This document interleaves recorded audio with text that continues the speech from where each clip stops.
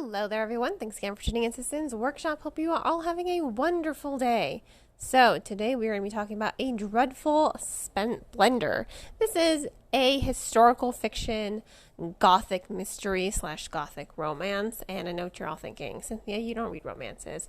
Why are you reading so many romances? Because my friend Gina has been a very terrible influence on me, and why not branch out of my comfort zone once in a while?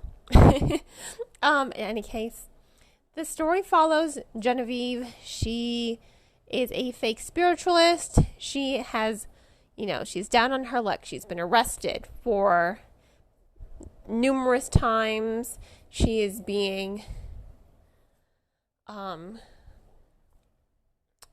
she has been caught, really. Sorry, I'm just trying to wrap my head around my thoughts. She's been caught not just being a fake spiritualist, but also stealing, because it's the only way she can afford her rent at the brothel she lives in without actually selling her body, because she does not want to do that. So she's down on her luck, and then she meets this old attorney, and he says, okay, I will defend you. I think you have a really good case, but in order for me to do that, the caveat is you have to perform a seance at my master's home, because he needs to move on from the death of his fiance. We can't take it anymore. So she says, okay, fine. And then she gets to the gothic crumbling estate on the cliffside of the sea. Who else didn't get a feeling that this was Annabelle Lee? She gets to the estate and she meets Mr. Pemberton. And turns out he's not grieving. He had a very formal relationship with the girl, Audra, but he does believe very strongly that she was murdered. So he needs to solve her murder because he feels like he wronged her by not developing a stronger relationship with her. So she says, sure, why not? I'll help you. I will perform a fake seance and help you solve the murder. So she does. And I really like the story development as a whole. It really caught me by surprise, to be perfectly honest. As the story developed, you're also getting inserts by Audra, diary entries from when she was a young child to the moment of her death. I mean, how did she get murdered? Her room was locked from the inside. Her windows were locked from the inside. Her governess was sitting outside the door because Audra was prone to sleepwalking. So, how'd they get in? Who murdered her? Who's responsible? What's going on?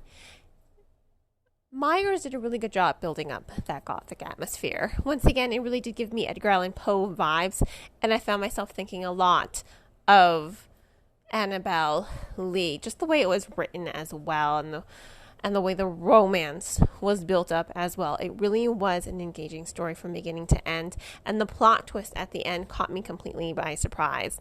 I love when a mystery thriller catches me by surprise. I wonder if this is a book Monk would be able to solve within the first chapter. Makes one think. It caught me by surprise, and I was pleasantly surprised. It wasn't just out of left field. I feel like if I were to read the story again, I'd be able to find out what exactly the story was building up to. But that takes out some of the fun, don't you think? It really was engaging. It really was entertaining for me, and I also did appreciate the way the romance did develop in the story, because you have these two people. I mean, Mr. Pemberton catches her robbing him, and the only reason he's not going to turn her in is just like, I know why you're here, but instead of helping me get over my grief, I want you to help me solve a murder, and if you agree to do that, I will not turn you into the police for almost robbing me blind. So, she's caught between a rock and a hard place, really. They go from disliking each other to forming a truce, to forming an unlikely friendship that soon blossoms into romance.